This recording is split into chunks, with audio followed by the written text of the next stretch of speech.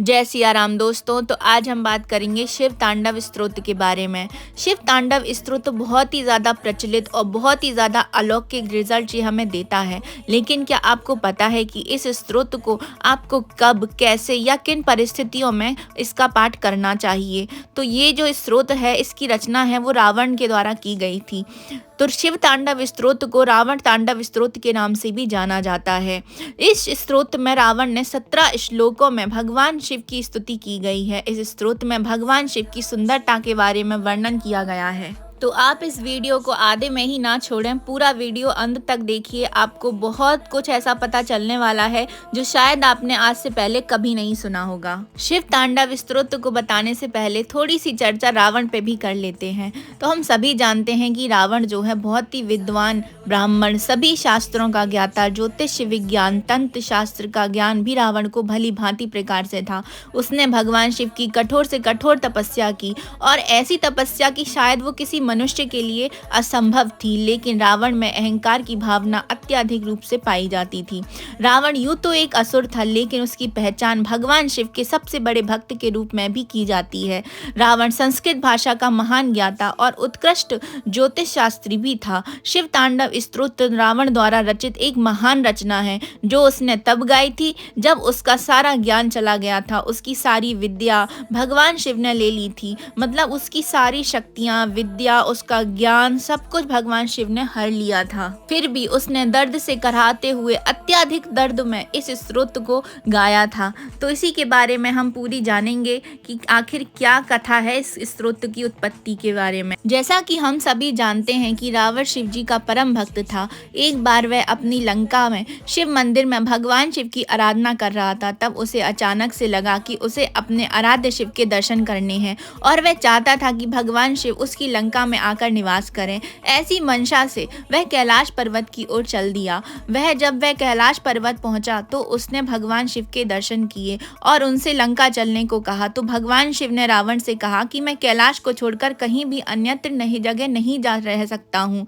यहाँ मेरे गण रहते हैं, यहाँ शांति है। कैलाश का वातावरण मुझे अत्यधिक प्रिय लगता है। रावण ने भगवान शिव के अलग अलग स्वरूपों का और उनकी सुंदरता का वर्णन किया, जिससे भगवान शिव अत्यधिक प्रसन्न हो गए और भगवान शिव ने रावण को उसकी पीड़ा से मुक्त किया। रावण द्वारा गाई गई यही स्तुति शिव तांडव स्तोत्र के नाम से जानी जाती है। जैसा कि आपने सुना कि रावण ने इस स्तोत्र का पाठ सबसे अधिक कष्ट में किया था। इसलिए ऐसा भी कहा जाता है कि जब भी आप अत्यधिक पीड़ा में हो, चाहे वह मानसिक हो या शारीरिक हो, या आपके घर में कोई भी व्यक्ति किसी भी रोग से पीड़ित हो जिससे वह बहुत कष्ट में हो, तब उस व्यक्ति को इस स्तोत्र का पाठ अवश्य करना चाहिए। और तो रावण ने इस स्तोत्र को तब बनाया था जब वह अपनी सारी विद्या, सारा ज्ञान भूल चुका था। इसलिए जब आप सब जगह से हार गए हों, जब कोई पूजा पाठ, कोई स्तोत्र काम ना आ रहा हो और आपको ऐसा लग रहा हो कि अब मेरे पास कुछ नहीं रहा करने को, तब आप अत्यधिक पीड़ा जब आप महसूस कर रहे हों। रावण ने जब यह बात सुनी तो रावण ने अहंकार के वशीभूत होकर भगवान शिव से कहा कि मैं आपको कैलाश पर्वत सहित ही लंका ले जाऊंगा। तब उसने अहंकार वश कैलाश पर्वत को उठाने का प्रयत्न किया तो भगवान शिव ने अपने पैर के अंगूठे से ही कैलाश पर्वत को दबा दिया, जिस कारण से कैलाश पर्वत स्थिर हो गया और रावण के दोनों हाथ कैलाश पर्वत के नीचे ही दब गए। भगवान शिव को रावण की इस हरकत पर बहुत क्रोध आया, जिसके कारण भगवान शिव ने रावण से उसकी सारी विद्या छीन ली। जो कुछ भी उसके पास ज्ञान था वह सब कुछ चला गया। उसकी सारी सिद्धियां, शास्त्र ज्ञान, सब कुछ वह क्षण भर में ही भूल गया और दर्द से कराहता रहा। रावण को दर्द से कराहते हुए ऐसे कई वर्ष बीत गए। कई वर्ष ऐसे ही बीत गए रावण के कैलाश पर्वत के नीचे दबे हुए। तब रावण ने अपने मन को स्थिर किया और अपने अहंकार का त्याग किया। फिर उसने भगवान शिव के रूप का मन ही मन ध्यान किया। वह भगवान शिव का परम भक्त तो था ही। उसने भगवान शिव के रूप का जब जब ध्यान किया तो उसे कुछ अपने ज्ञान का स्मरण हुआ, जिसके बाद उसने 1000 वर्ष तक भगवान शिव के रूप का वर्णन इस स्तोत्र के माध्यम से किया। उसने एक एक श्लोक का शब्द भगवान शिव के रूप को ध्यान में रखकर बनाया और बहुत तेज आवाज में गा गा कर वाणी से दर्द से कराहते हुए भगवान शिव की स्तुति गाई। जब आपने सारे प्रयत्न कर चुके हों, सारे भजन, पाठ, मंत्र, जाप करा के हार गए हों, तब इस स्तोत्र का पाठ आपको रोज़ उच्च स्वर से यानी कि बहुत ही ऊँची आवाज़ में गा-गा कर भगवान शिव के सामने इस स्तोत्र को बोलना चाहिए। इससे भगवान शिव बहुत जल्द प्रसन्न हो जाते हैं और आपके सारे संकट दूर कर देते हैं। शिव तांडव स्तोत्र का पाठ अन्य किसी भी पाठ की तुलना में भगवान शिव को सबसे अत्यधिक प्रिय है। यह पाठ करने से भगवान शिव बहुत ही जल्दी प्रसन्न हो जाते हैं। यह स्तोत्र बहुत ही चमत्कारिक माना जाता है, लेकिन यह तभी फल देता है जब आप इसे पूरे विश्वास के साथ और पूरे विधि विधान के साथ करते हैं। तो आइए जानते हैं कि इस पाठ को करने की आखिर विधि क्या है, इसको हमको करने से क्या क्या लाभ हो सकते हैं। जो भी मनुष्य शिव तांडव स्तोत्र के द्वारा भगवान शिव की स्तुति करता है, उससे भगवान शिव बहुत जल्द प्रसन्न हो जाते हैं। नियमित रूप से शिव तांडव स्तोत्र का पाठ करने से कभी भी घर में धन संपत्ति की कमी नहीं रहती है। शिव तांडव स्तोत्र का पाठ करने से साधक को एक उत्कृष्ट व्यक्तित्व की प्राप्ति होती है, उसके चेहरे पर तेज आता है। यह पाठ करने वाला जो व्यक्ति होता है, उसका चेहरा जो होता है वो तेजोमय होता है तथा उसमें आत्मबल यानी कि विल पावर उसका बहुत स्ट्रांग होता है। शिव तांडव स्तोत्र का पाठ करने से मन की सारी मनोकामनाएं पूर्ण हो जाती हैं और यदि आपके ऊपर कोई ऐसा संकट है जिसका समाधान ना हो रहा हो, तो ऐसे संकट भी भगवान शिव क्षण भर में ही दूर कर देते हैं। माना जाता है कि प्रतिदिन शिव तांडव स्तोत्र का पाठ करने से वाणी की सिद्धि भी प्राप्त की जा सकती है। वाक सिद्धि का मतलब होता है कि व्यक्ति जो भी कहता है वह सब कुछ सच होता चला जाता है। शायद आप सभी को ये नहीं पता होगा, लेकिन आज मैं आपको ये बताती हूँ कि भगवान शिव नृत्य, चित्रकला, लेखन, योग, ध्यान, समाधि आदि सिद्धियों को प्रदान करने वाले देवता भी माने जाते हैं। इसलिए शिव तांडव स्तोत्र का पाठ करने से इन सभी विषयों में व्यक्ति को सफलता प्राप्त होती है। जो नटराज स्वरूप है वो भगवान शिव का ही जो है स्वरूप माना जाता है। भगवान शिव को शनिदेव का गुरु भी कहा गया है। ऐसा कहा जाता है कि यदि आप शिव तांडव स्तोत्र से भगवान शिव की आराधना करते हैं तो आपको शनि के दोषों से भी जो कुप्रभाव होते हैं, शनि दोष के या शनि की साढ़े साती या ढैया से जो लोग भी मतलब प्रभावित हों, उनको उनसे भी मुक्ति मिल जाती है। भगवान शिव सभी देवताओं के साथ साथ इस पृथ्वी पर जो भी राक्षस हैं या जो बुरी आत्माएं हैं, भूत प्रेत पिशाच, उनके भी जो है देव माने गए हैं। सभी जो हैंगे भगवान शिव की आराधना ज़रूर से करते हैं। तो जिन लोगों की कुंडली में सर्प योग हो या काल सर्प योग हो या पितृदोष लगा हुआ हो, उन्हें शिव तांडव स्तोत्र का पाठ कर जरूर से करना चाहिए।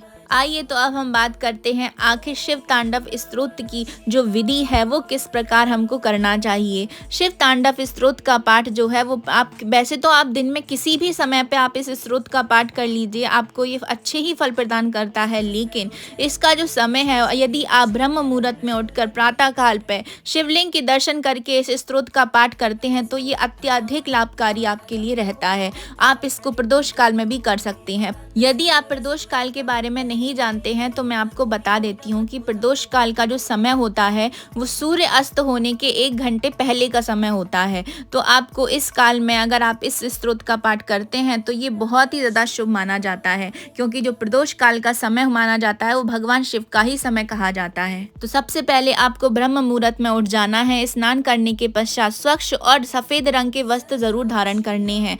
आप कोई और वस्त्र भी धारण कर सकते हैं, लेकिन यदि आप सफ़ेद वस्त्र धारण करते हैं तो वो अत्यधिक शुभ माने जाते हैं, क्योंकि भगवान शिव को सफ़ेद रंग बहुत ही अत्यधिक रूप से प्रिय है।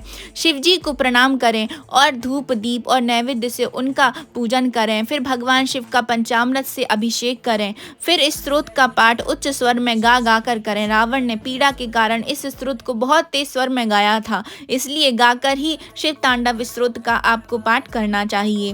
नृत्य के साथ इस स्तोत्र का पाठ करना सर्वोत्तम माना गया है, लेकिन तांडव जो नृत्य होता है वो केवल पुरुषों को ही करना चाहिए।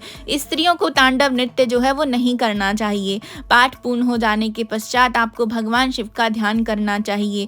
पाठ पूर्ण हो जाने के पश्चात तो आपको भगवान शिव का ध्यान करना ही है, लेकिन जब आप पाठ को शुरुआत करते हैं तो उस समय पे भी आपको भगवान शिव का ध्यान अवश्य करना चाहिए। यह पाठ बहुत ऊर्जावान और बहुत शक्तिशाली माना गया है, परंतु यह पाठ करते समय किसी के प्रति भी अपने मन में दुर्भावना या दुर्विचार नहीं रखना चाहिए। अब मैंने आपको इस पाठ की करने की विधि तो बता दी है, लेकिन इसकी कुछ सावधानियां भी हैं। यदि आप इस स्त्रोत को करते समय इन सावधानियों का ध्यान नहीं रखेंगे तो इस पाठ का जो फल है आपको वो उल्टा भी प्राप्त हो सकता है। तो यदि आप ऐसा नहीं चाहते हैं तो आपको कुछ सावधानियां ये जरूर से ध्यान से सुन लीजिए। शिव तांडव स्त्रोत एक जागृत और सिद्ध स्त्रोत माना जाता है। इसके पाठ में कुछ सावधानियां रखना अत्यंत आवश्यक भी है, वरना इसका लाभ नहीं मिलता और आपकी साधना जो है वो व्यर्थ भी जा सकती है। इस स्तोत्र का पाठ करते समय उच्चारण की शुद्धता अवश्य रखें। धीरे धीरे आराम आराम से पढ़ें, लेकिन पढ़ने में कोई गलती ना करें। इस स्तोत्र का पाठ करते समय बीच में ना बोलें, ना किसी की बात का जवाब दें। पूर्ण ध्यान और एकाग्रता के साथ इसका पाठ करें। जब तक आपको ये स्तोत्र पूरी तरीके से कंठस्थ याद ना हो जाए तब तक आपको इस स्तोत्र का पाठ जो है वो आंखें को खोलकर करना है। अपनी आंखों की सीध में भगवान शिव का शिवलिंग रखें, या नहीं हो तो आप भगवान शिव का चित्र भी रख सकते हैं। तब तक आपको इसको आंखें खोलकर और पढ़ते, मतलब आप कोई किताब से भी इस स्तोत्र को पढ़ सकते हैं। और जब आपको ये कंठस्थ हो जाए तो आंखें बंद करके अपने दोनों नेत्रों के मध्य में भगवान शिव का ध्यान लगाएं और फिर इसका पाठ करें। पाठ करते समय आचरण और विचारों की शुद्धता जरूर रखें। पाठ करते वक्त शुद्ध, साफ, धुले हुए कपड़े जरूर पहनें। अगर हो सके तो सफेद कपड़े जरूर से पहनें। आइए अब जानते हैं कि क्या सच में शिव तांडव स्तोत्र से लक्ष्मी की प्राप्ति होती है। ये भी एक मिथ्य है या सत्य है, आइए चलिए जान लेते हैं। जब भी धन संपत्ति की प्राप्ति की बात आती है तो लोग महालक्ष्मी, भगवान विष्णु या कुबेर की पूजा करते हैं, इनकी साधना करते हैं और इनसे जुड़े हुए प्रयोग करते हैं। और जब भी रोग मुक्ति, संकटों से रक्षा और मृत्यु से बचाव की बात आती है तो भगवान शिव की पूजा सर्वमान्य कही गई है। लेकिन क्या आप जानते हैं कि भगवान शिव जीवन रक्षक तो हैं ही, उनसे बड़ा धन प्रदायक कोई अन्य देवता नहीं है। भगवान शिव जल्दी प्रसन्न होने वाले देवता हैं और उनकी पूजा में किसी भी तरह के आडंबर की भी आवश्यकता नहीं होती है। वे सामान्य जल से भी प्रसन्न हो जाते हैं। फिर भी भक्त अपने विभिन्न मनोरथों की पूर्ति करने के लिए अनेक पदार्थों के साथ उनके अभिषेक अर्चन करते हैं। रावण जो है वो पहले बहुत ज़्यादा दरिद्र था, लेकिन उसने भगवान शिव की जब पूजा करी तो रावण के पास धन संपदा की कभी भी कमी नहीं रही थी। तो शिव तांडव स्तोत्र का जो है अलग अलग मनोकामनाओं की पूर्ति के लिए जो है इसका अलग अलग तरीके के से जो है प्रयोग भी किया जाता है।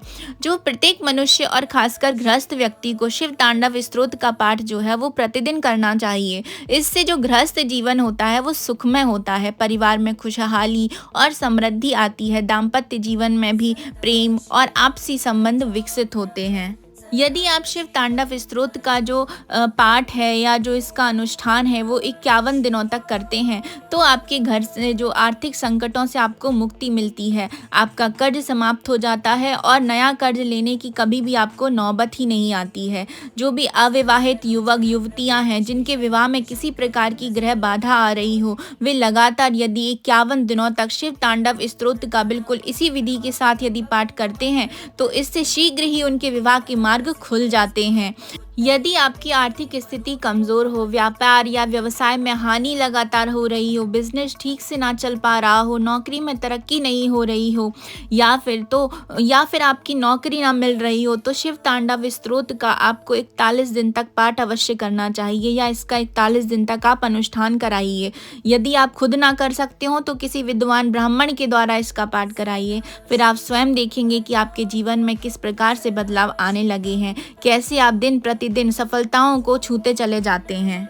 इस स्तोत्र का जो पाठ है वो शत्रु बाधा निवारण के लिए भी किया जाता है। शत्रु बाधा निवारण, मुकदमों में जीत और सर्वत्र विजय के लिए इस स्तोत्र को शाम के समय 31 दिन तक इसका पाठ अवश्य करना चाहिए। क्या आप जानते हैं कि जो सूर्य ग्रहण और जो चंद्र ग्रहण लगते हैं, यदि आप उस समय पर कुछ स्तोत्रों का पाठ करते हैं तो वो सिद्ध भी हो सकते हैं। तो आइए ये शिव तांडव स्तोत्र जो है ये उन्हीं में से एक है। सूर्य ग्रहण या चंद्र ग्रहण के समय इस स्तोत्र का पाठ यदि आप 1008 बार यदि कर लेते हैं तो ये अपने आप सिद्ध हो जाता है। फिर जो चाहो वह हासिल होने लग जाता है। जीवन में किसी भी प्रकार का अभाव नहीं रह जाता है। बहुत सारे ऐसे जो साधक होते हैं जो सूर्य ग्रहण और चंद्र ग्रहण के समय पर ऐसे बहुत सी साधनाएं करते हैं जिसमें उनको तुरंत ही जो है लाभ प्राप्त होता है। तो आप चाहें तो शिव तांडव स्तोत्र का पाठ जो है सूर्य ग्रहण और चंद्र ग्रहण के समय पे अवश्य ही कर सकते हैं। प्रदोष काल के दिन या नियमित प्रदोष काल में इस स्तोत्र स्तोत्र का पाठ करने से संतान सुख की प्राप्ति भी होती है और आपको रोगों से मुक्ति मिलती है। जो भी व्यक्ति ऐसे हैं जो साधक हैं, जो डेली मतलब साधना करते हैं, भगवान शिव उनके इष्ट देव हैं, तो ऐसे जो व्यक्ति हैं उनको शिव तांडव स्तोत्र का पाठ अवश्य रूप से करना चाहिए। कुंडलिनी जागरण करने के लिए यह स्तोत्र का पाठ चमत्कारिक माना गया है। तो ये थी मेरी छोटी सी जानकारी शिव तांडव स्तोत्र को लेके। शिव तांडव स्तोत्र की जो महिमा का वर्णन है वो शब्दों में तो किया ही नहीं जा सकता। फिर भी मैंने कोशिश करी है आपको थोड़ी बहुत जानकारी देने की। तो आपको कैसा लगा ये इन्फॉर्मेशन कमेंट बॉक्स में ज़रूर से बताइएगा। तो मिलेंगे नेक्स्ट इन्फॉर्मेशन के साथ। तो अभी मैं आपसे लेती हूँ विदा। जय सिया राम।